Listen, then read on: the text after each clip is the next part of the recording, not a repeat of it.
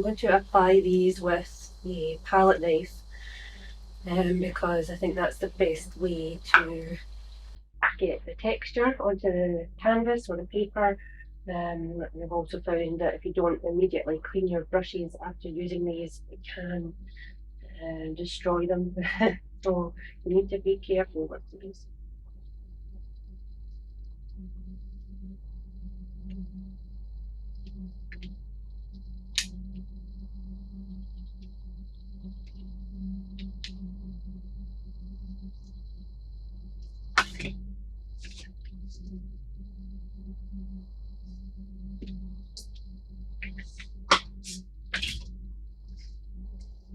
First up is the Black Lava Texture Gel.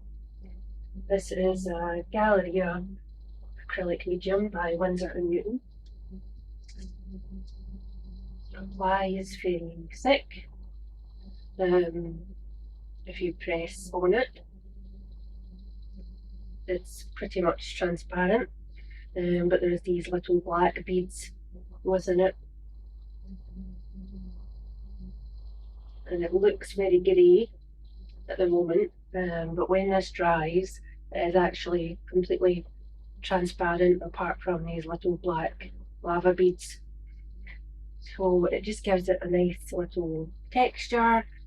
You can paint over it or you can mix paint with it, and I've definitely noticed that they seem to be sort of reflective, almost glittery once dry. I do quite like this. It's good for landscapes and just abstract art in general.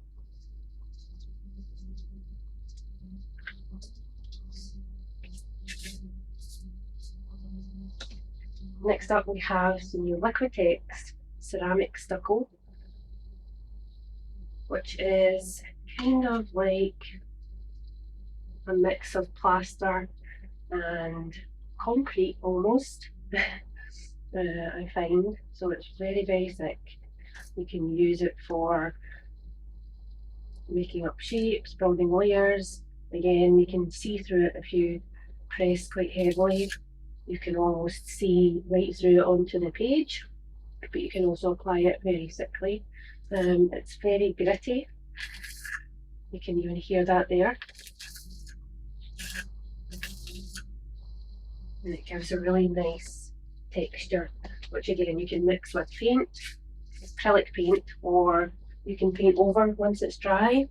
So if you don't want to lighten your colours, if you want to keep them vibrant or a certain colour, you can apply this to your surface, let it dry and then paint over, and that means you're getting the benefits of the texture as well as the colour you want to use. So if you mix any acrylic with these mediums, they will usually lighten the paint, so you will get a more lighter tone, more muted. Of course you can then paint over the top of it if you wish. Next we have the Deco art media Crackle Paste. I actually bought this for crafting, but I have used it in a couple of my paintings because I think it is quite interesting to use. It has dried out a little bit. I've had it for a while. It didn't used to be this thick. It goes on almost like really thick Tipex or sealant, I guess. There would be another way to describe it. So it looks just like a plain white paste at the moment, but when that dries, it becomes cracked, and the cracks will allow you to see through to the surface below. So you could paint the surface, put a ground on it, put this paste on top, and then the ground would show through. You could also mix this with paint, but that's a bit more tricky, especially when it goes a bit thicker like this. But you can again paint on top of it as well. So you could have a colour showing through from the ground, and then you could paint over it a contrasting colour to give you a nice effect. I'll show you that when it's dry as well.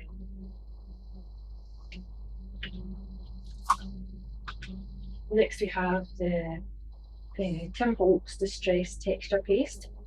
Again, this was bought for crafting. It's a Crackle texture paste, and it's very, very thick. It can also be smoothed down.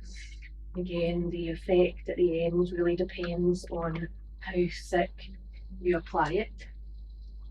I've not tried mixing this with the acrylic paint, but I assume you can paint over it. It does say that you can use with stencils. You can use a palette knife and a stencil and apply it so that you have a sort of textured shape underneath. You can tint the wet paste by mixing in paint or re-inker using a palette knife, so it is possible. And you can also colour dry paste with ink, stain, paint or crayons. And you can blend with water as well, so it does seem like an all-rounder. Again, it's much like the Crackle Paste before. You don't see much now, but when it dries, it really has quite an interesting effect.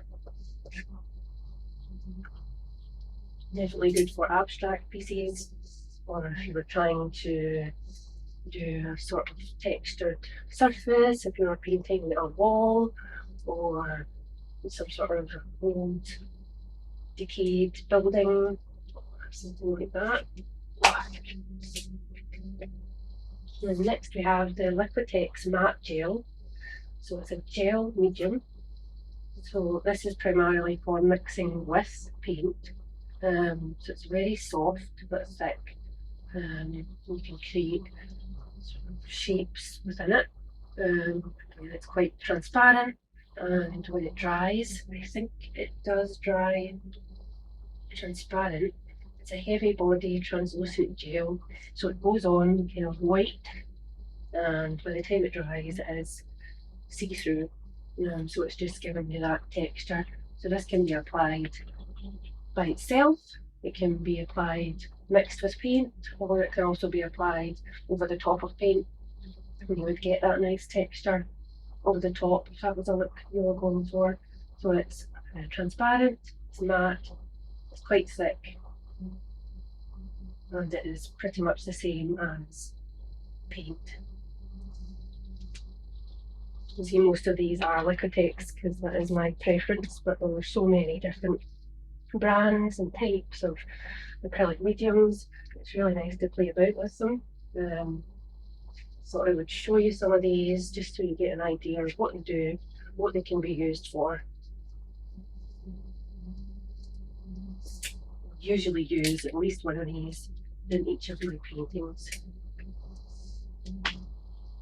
The last one I have here is another Liquitex, and this is the glass beads paste. So it's very much like the lava beads from Galleria, but this is transparent. So it's very, very textured, and it's quite soft. It doesn't hold much shape because of the beads. You can almost hear that there. So it's pretty much what it says on the tin. It's a paste with little tiny beads inside it. So it's thick gel with glass spheres, or glass beads as they called it.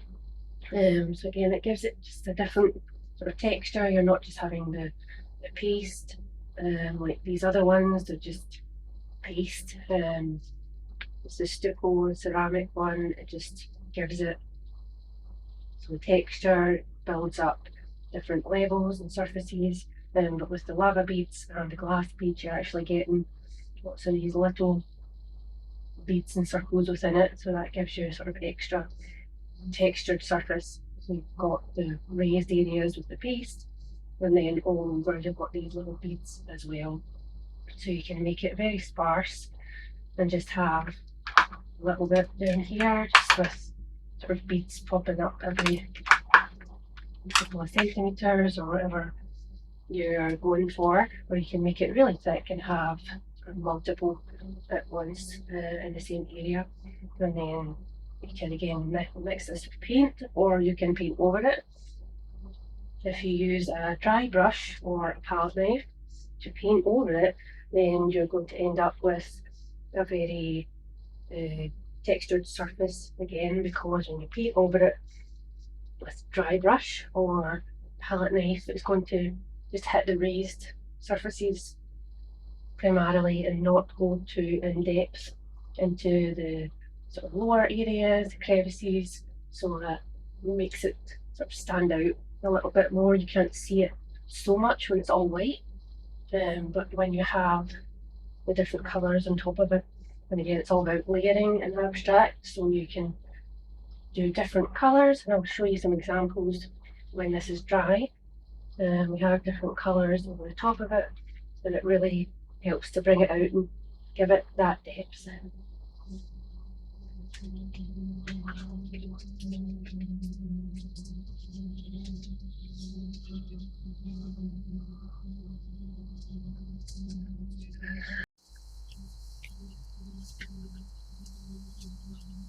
I'll just go over each of these in turn. So this is the 𝐥𝐢𝐤𝐤 Black Lava Texture Gel. This is the Liquitex Ceramic Stucco. This is the Deco Art Media Crackle Paste. This is the Distress Texture Paste by 𝐸𝐴𝐻𝑡𝑠 in Crackle. This is the Liquitex Matte Gel. And this is the Liquitex Glass Beads. So we'll let that dry and we'll come back and we'll do some overpainting and see what textures we can bring out.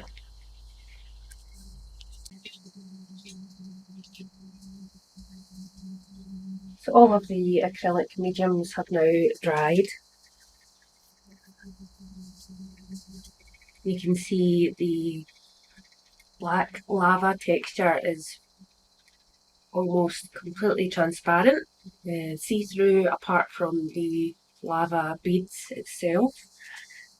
The ceramic medium is grey, very much like a sort of thin concrete. It's grainy, and the raised areas where we have a lot of the medium are less transparent. Some areas almost completely opaque, where it is very thick at the edges. A Crackle Paste, the thinner you apply it, the smaller the cracks are. So you can see at the bottom of these are very, very small cracks, getting slightly larger, and then by the time we have a big dollop of medium at the top, there's almost no cracks, and they're quite far apart and widespread. And the same here for this Crackle texture paste.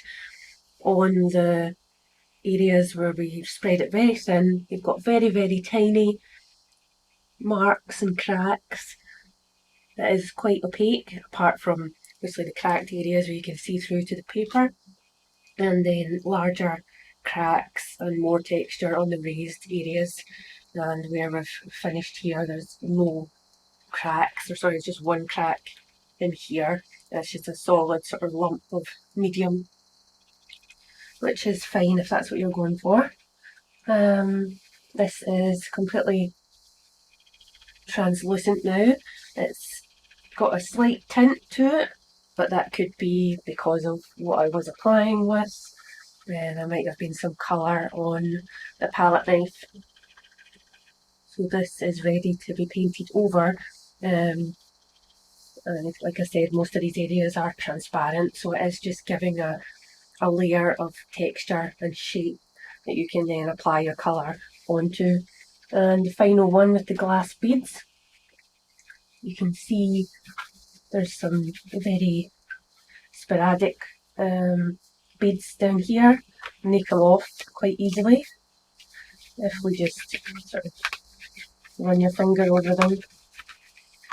They do tend to come off the page, but when you have these clusters which have more of the medium around about them. So a thicker application would tend to stay on there a bit more, and that'll just be emphasised when we paint over as well. So these ones that are all by themselves, they don't have a lot of the medium, which is the part that's sticking them. So just having a thin layer isn't going to work too well with this glass bead, a medium, as opposed to this lava bead one.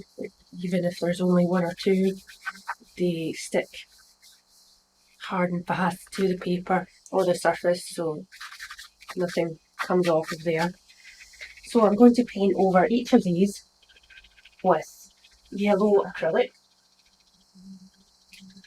It is cadmium yellow medium hue. It is opaque, so we will see how it looks over the top of these. I'm just going in with a fairly dry brush straight into the paint. I'm going to paint over this raised area.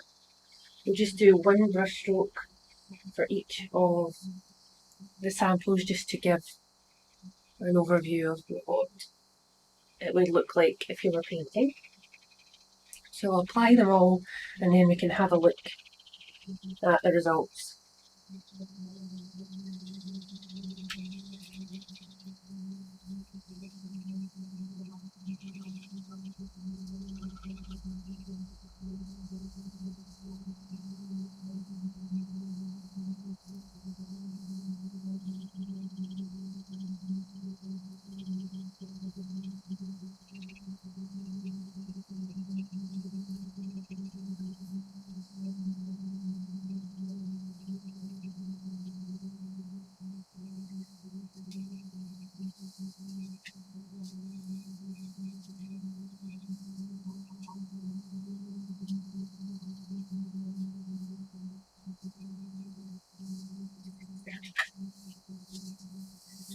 Okay, so with the black lava texture, you can see with this built up area, you can still see the black coming through.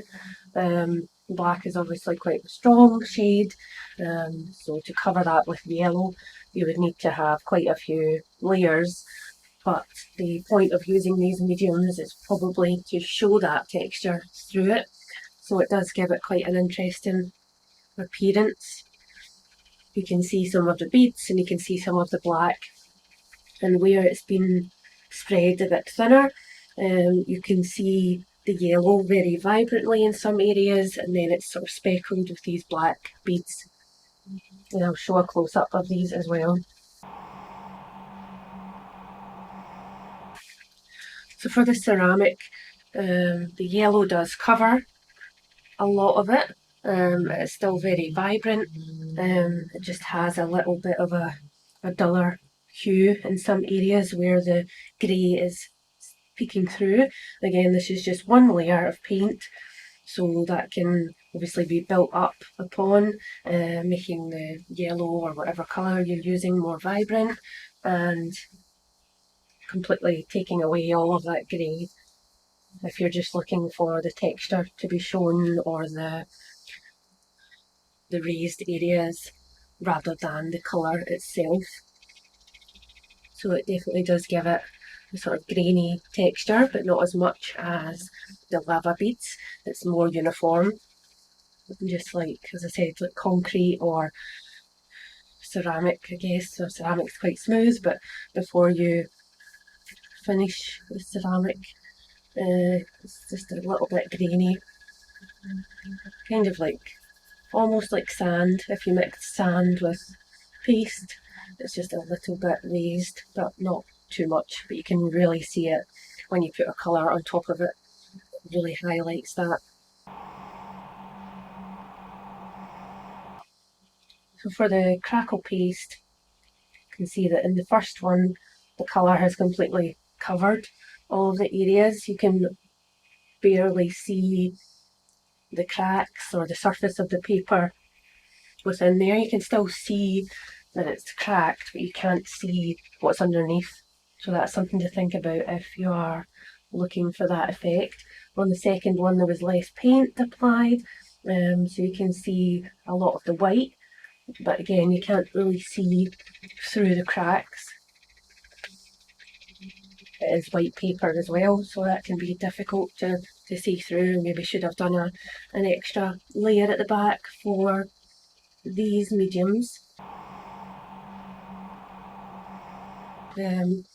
But for this one, the 10 Holtz Crackle Paste, I applied the yellow paint over it, and you can really see that definition. You can see that the paint hasn't went into the crevices. You can still see the white of the medium as the cracks have appeared, and for the very small cracks it's just created a texture and it's showing through the paint. The paint's not covering it up. Again, you can't see through the cracks. So for this matte gel, it's a little bit different. It's quite smooth and it's raised, but it's definitely smooth. There's no texture like all of the other mediums. It's just a very nice matte surface. And I don't know if these paints actually say if they are glossy or matte. It just says it's a heavy body acrylic.